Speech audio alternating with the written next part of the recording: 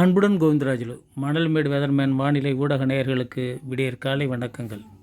இது வரைக்கும் நம்ம சேனலை சப்ஸ்கிரைப் பண்ணாத சப்ஸ்கிரைப் பண்ணிங்க, பெல் ஐக்கானை இழுத்து ஆல் எனேபிள் பண்ணிட்டீங்கன்னா தொடர்ந்து அறிக்கைகள் உங்களுக்கு வந்துடும். நண்பர்கள் உணர்வுகளுக்கு சொல்லி உண்மையான அறிக்கையாக இருந்தால் அவங்கள பார்க்க சொல்லுங்கள், அவங்களையும் லைக் பண்ண சொல்லுங்கள். ரைட்டுங்களா? ரைட்டு. இப்போ வானிலை அறிக்கைக்கு போயிடுவோம்.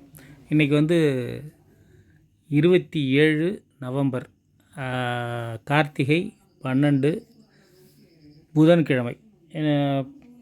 Red alert Mayiladuthurai, Nagai, கடலூருக்கு.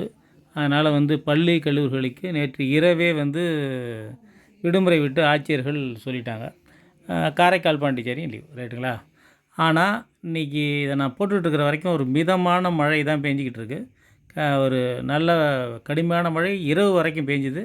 இரவுக்கு அப்புறம் ஒரு நல்ல மழை இல்லை. இப்போ இதை நான் ஒரு 3:30 மணிக்கு இதை நான் அப்லோட் பண்ணிக்கிட்டு இருக்கேன். இப்போ 4 மணிக்கு மேலே மழை, அது நேற்று மாதிரி தான். 4 மணிக்கு மேலே பிடிஞ்சதும் நல்ல மழை வந்துடும் நினைக்கிறேன். கடுமையான மழை வந்துடும் நினைக்கிறேன்ல, வரும். நிச்சயமான ஒரு மழை ஒன்று இருக்குது. ரைட்டுங்களா? இதுக்கு இது என்ன பிரச்சனை, ஏன் இது இவ்வளோ தூரம் பேண்டாயாச்சிலேருந்து இப்போது இரவில் இந்த சுழற்சி நகரவே இல்லை, ஒரே இடத்துலையே நிற்கிது. 5 கிலோமீட்ரு, 8 கிலோமீட்ரு, 18 கிலோமீட்டர்லேருந்து 8 ஆச்சு, 10 ஆச்சு, ஒரு இடத்துல நகராமல் நிற்கிது. அப்புறம் 8 ஸ்டார்ட் பண்ணியிருக்கு. இப்போ நைட்டு நான் பார்க்கல, இப்போ விடிய காலையில் பார்க்கல, அது சூம்பரத்தில் அது எவ்வளோ நகருதுன்னு தெரியல. ஆனால் இன்றைக்கி மதியானத்துக்குள்ளே அது ஒரு புயலாக மாறுறதுக்கு, அதாவது வட இலங்கைக்கு வர்றதுக்கே அது ஒரு 18-20 மணி நேரம் எடுத்துக்கும் போல் இருக்குது. அந்த மாதிரி தான் அது நகர்வு இருக்குது. இப்போ என்ன விஷயம்னு கேட்டிங்கன்னா, இது ஏன் ஒரு இடத்துல நிற்குது, நின்று ஒரு 5-6 நாளாக இதை புயலாக மாறுமா, பெங்கல் புயலாக மாறுமா, அப்படி இப்படிலாம் பெஞ்சிக்கிட்டு இருந்தோம்ல. அது என்ன காரணம் அப்படின்னு கேட்டிங்கன்னா, இந்த பக்கம் அரேபியா சைடு, அதாவது சவுதி அரேபியா சைடு, அதாவது மேற்கு பக்கம் அரேபிய உயரழுத்தம் ஒன்று நிலவுது. இந்த பக்கம் பசிபிக் ரீஜன் சொல்லுவாங்க, பசிபிக் உயரழுத்தம் ஒன்று இருக்குது. பசிபிக் உயரழுத்தம் என்ன பண்ணணும்னு கேட்டிங்கன்னா, அதாவது நிகழ்வை வடமேற்காக நகர்த்தும். அரேபிய உயரழுத்தம் வடகிழக்காக நகர்த்தும். ரைட்டுங்களா? இப்போ மாடல்கள் ஜாடாக இப்போ பிரச்சனை பண்ணுறதுக்கு காரணமே அதுதான். அது மேலே ஒரு ஏரோ போட்டிருக்கோம் பாருங்கள், அது WD, வெஸ்டர்ன் டிஸ்டர்பன்ஸ்னு சொல்லுவாங்க. உயர் அழுத்தம், அது ஹைட். ரெண்டுமே இல்லைன்னு வச்சிங்களேன், சுழற்சி நேராக அதுக்கிட்ட போயிடும். அதில் யாரையுமே கேட்காது, நேராக அதுக்கிட்ட போயிடும். அதை ஒட்டி தான் போகும். ரைட்டுங்களா? இப்போ இது 2 டிஸ்டர்பன்ஸ் இருக்கிறதுனால இந்த பக்கம் ஒருத்தரை கயிறு கட்டி இழுத்து, இந்த பக்கம் ஒரு கயிறு கட்டி, 2 பலசாலி ஒன்றா சேர்த்து இழுக்கிறப்ப அது எந்த பக்கமும் நகர முடியாமல் அப்படியே சென்டராக நிற்கும் பாருங்கள், கயிறு இழுக்கும் போட்டியில். அதே மாதிரி அந்த சுழற்சி நிற்க போகுது. அதுவும் இல்லாமல் நம்ம மேடஞ்சூடியன் எம்ஜிஓ மேற்கிலிருந்து கிழக்காக போகிறது, ER வேவ்ஸ் கிழக்கிலேருந்து மேற்காக போகுது. ரெண்டுமே அட் அ டயத்தில் ஆக்டிவில் இருக்குது. இதனால் என்ன பண்ணுது, இதுவும் சேர்ந்து அதுவும் ஒரு காரணம் இதை நிலைநிறுத்துறதுக்கு. ஒரு இடத்துல, அதாவது இன்றைக்கி சாயங்காலத்துலேருந்து இன்றைக்கி இப்போ விடிய காலையில் மழை ஆரம்பிச்சிடும். கடுமையான மழை இப்போ மழை பெஞ்சிக்கிட்டு தான் இருக்குது. கடுமையான மழையை ஆரம்பித்து இருக்கும். அதுவும் இல்லாமல் இலங்கைக்கிட்ட ஒரு வெப்ப நீரோட்டம் ஒன்று ஓடிக்கிட்டு இருக்குது. அந்த நீரோட்டத்தால் தான் இது புயலாகவே மாறப்போகுது. மாறி என்ன பண்ணும், இது சென்னைக்கிட்டலாம் போட்டிருக்காங்கல்ல, அதெல்லாம் போகாது. அது நம்ம எப்பொழுது மாதிரி அந்த தரங்கம்பாடி, கடலூருக்கு கீழே தான், தரங்கம்பாடியிலேருந்து பரங்கிப்பேட்டைக்குள்ளே அது ஒரு புயலாக மாறி ஒரு தாழ்வு பகுதியாகவோ தாழ்வு மண்டலமாகவோ கரையை கடக்கும்னு சொல்லிட்டு இன்னைக்கு வரைக்கும் நான் நம்பிக்கிட்டு இருக்கேன். நேற்று கூட நான் சொன்ன மரக்காணம் கூட போயிடுமோ அப்படின்னு சொல்லிட்டு பார்ப்போம். எது வேணால் வானிலை என்பது மாற்றத்துக்கு உட்பட்டதான், இல்லைன்னா பெரிய சொன்னோங்கிறது சொல்லிகிட்டே இருக்கணுங்கிற கௌரவ குறைச்செல்லாம் ஒன்றும் இல்லை. ரைட்டு.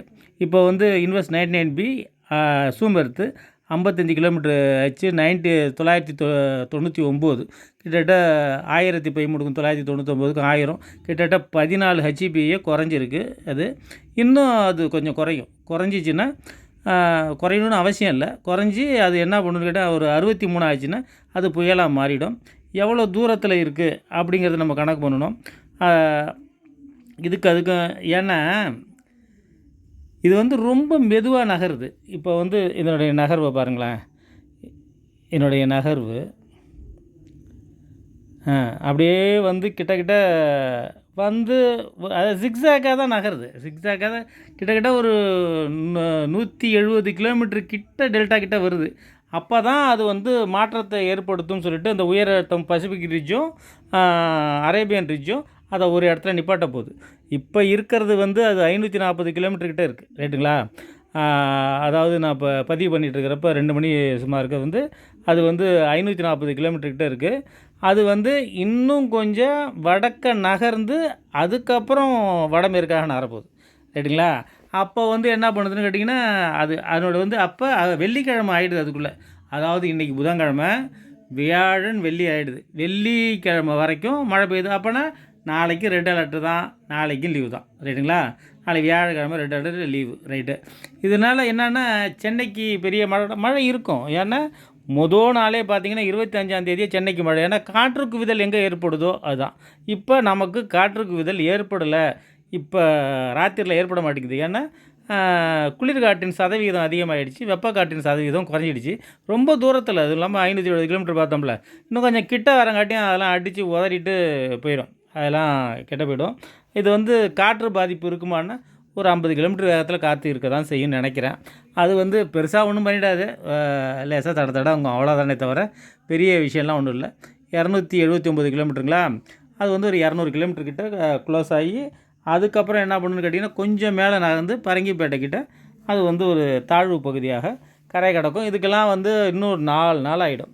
அது வரைக்கும் நின்று நிதானித்து வச்சு செஞ்சுட்டு தான் போகும் போட்டிருக்கு. நல்ல மழை, அதாவது நைட்டில் பெய்யாமல் பகலில் பெய்ச்சாலும் ஓரளவுக்கு தப்பிச்சிக்கலாம். அதாவது வடியவும் பேயவும் இருந்தால் ஒரு பிரச்சனை கிடையாது. ஆனால் நாளைக்கு என்ன பண்ண போகுது அப்படி அதாவது இன்றைக்கி என்ன பண்ண போகுது, இன்றைக்கி நைட்டு என்ன பண்ண போகுது, நாளைக்கு பகலில் என்ன பண்ண போகுது, வியாழக்கிழமை அப்படிங்கிறது தான் இப்போ கணக்கு. எது நடந்தாலும் பார்த்துக்குறோம், ஒன்றும் பெரிய பிரச்சனை கிடையாது. அதாவது நவம்பர் 27 புதன்கிழமை நாகை, மயிலாடுதுறை மாவட்டங்களுக்கு அதிக கனமழைக்கான ரெட் அலர்ட் விட்டுருக்காங்க. பள்ளி கல்லூரிகளுக்கு விடுமுறை. நவம்பர் 27 மயிலாடுதுறை, கடலூர், திருவாரூர் மாவட்டங்களுக்கு பள்ளிகளுக்கு விடுமுறை அறிவித்தார்கள் ஆட்சியர்கள். அதாவது வந்து இதில் நான் வந்து ரெட் அலர்ட்டில் வந்து கடலூர் போட்டிருக்க மாட்டேன், கடலூர் அதுக்கப்புறம் தான் நைட்டு சொன்னாங்க, ரைட்டுங்களா? இப்போ வந்து ஐஎம்டி பிக்சர் தான் இது, ஐஎம்டியில் எடுத்தது மாடலு. இது வந்து கொஞ்சம் வந்து பாண்டிச்சேரிக்கு மேலே போகிறதாக அந்த கருப்பாக ஒன்று போட்டிருக்காங்க பாருங்கள். அதை நான் இன்னும் கொஞ்சம் கீழே ஒரு 60 கிலோமீட்டர் கீழே சொல்கிறேன், பரங்கிப்பேட்டையில் கரை கடக்கும்னு சொல்லிட்டு நம்பப்படுகிறது. அதாவது என்ன காரணம்னு கேட்டிங்கன்னா, அதுக்கப்புறம் அது வந்து இவ்வளோ நாளும் ஆட்டம் காட்டிட்டு, ரொம்ப நாள்லாம் ஆட்டம் காட்டிட்டுலாம் இருக்க முடியாது. 10 நாள் 8 நாள்லாமா கடல்லையே இருந்துடும். அதுக்கப்புறம் அது தரைப்பகுதியை நோக்கி தான் போகும். அது வந்து இப்போ வந்து இது வந்து இன்சாட் இதில் எடுத்தது, ஐஎம்டியில் எடுத்தது தான் அது. மேகம்லாம் இருக்குது, மழை பெய்யல. காரணம் என்னன்னு கேட்டிங்கன்னா, அந்த குளிர்காற்றும் வெப்பக்காற்று சதவிகிதம் சரியாக இல்லை. அது வந்து விடிஞ்ச உடனே கொஞ்சம் அந்த வெப்பக்காற்று சதவீதம் சரியாயிடும். ஏன்னா 570 கிலோமீட்டரில் இருக்குது.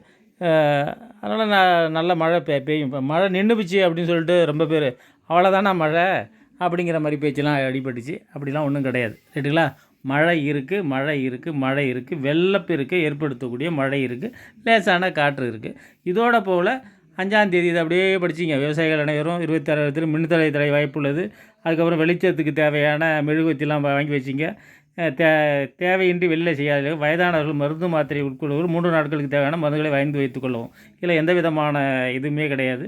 ஏன்னா இன்றைக்கி நைட்டு மழை பெய்யலன்னு நினைக்காதீங்க, நாளையிலேருந்து ஆட்டம் இருக்குது, ரைட்டுங்களா? இப்போ வந்து இதோட கிடையாது, அடுத்தது இது ஓகே. இது முடிகிறதுக்கு 2ஆம் ஆகிடுமா, டிசம்பர் 2, 30, 1, 2 ஆகிடும். ஆவங்காட்டியும் என்ன பண்ணுன்னு கேட்டிங்கன்னா, அடுத்தது 4ஆம் ஒரு நிகழ்வு இருக்குது. அந்த நிகழ்வு என்ன பண்ணுதுன்னா, ஒரு டீப் டிப்ரெஷனாக அதுவும் டெல்டாவில் தான் கரையேற போகுது. அடுத்தது 13ஆம் தீப கார்த்திகை அன்னைக்கு ஒரு நிகழ்வு இருக்குது. அந்த நிகழ்வு ஒரு பெரிய நிகழ்வு. டிசம்பர் 13 தீப கார்த்திகை அன்றைக்கெல்லாம் மழை தொடங்கிவிடும்னு நினைக்கிறேன். தொடர்ந்து அது வந்து 13 to 17. என்ன இன்னும் வந்து இந்த மாதமே முடியல, இதுக்குள்ளே 13 to 17 என்னமோ சொல்லிட்டுருக்கீங்கன்னு நினைக்காதீங்க. இதெல்லாம் சொல்லணும். ஏன்னா மழை இல்லைன்னு நினச்சிட்ருக்காங்க மத்திய மாவட்டங்கள்லாம். டெல்டாவில் மட்டும் மழை பெஞ்சிட்டு போச்சுன்னா மத்திய மாவட்டங்கள்லாம் பாவம் இல்லை, அவங்களாம் என்ன பண்ணுவாங்க? அவங்களுக்கு மழை இருக்குது. ஏன்னா இதுவே கரை கடந்து போகிறப்ப நல்ல மழை கொடுக்கும். இல்லை இது நேராக வடக்க போயிடுச்சுன்னா மழை கொடுக்காது. அதனால் அவங்க பயப்படுறாங்க. அவங்களுக்கெல்லாம் மழை இருக்குது அப்படின்னு சொல்கிறதுக்காக தான் இது. அதுக்கப்புறம் 13ஆம் வந்து அது ஒரு புயலாக கூட மாறி மத்திய மாவட்டங்கள் வழியாக டெல்டா கீழே கூட கரை கடக்கிறதுக்கு வாய்ப்பு இருக்குது. புரிஞ்சிருப்பீங்கன்னு நினைக்கிறேன். நன்றி, வணக்கம்.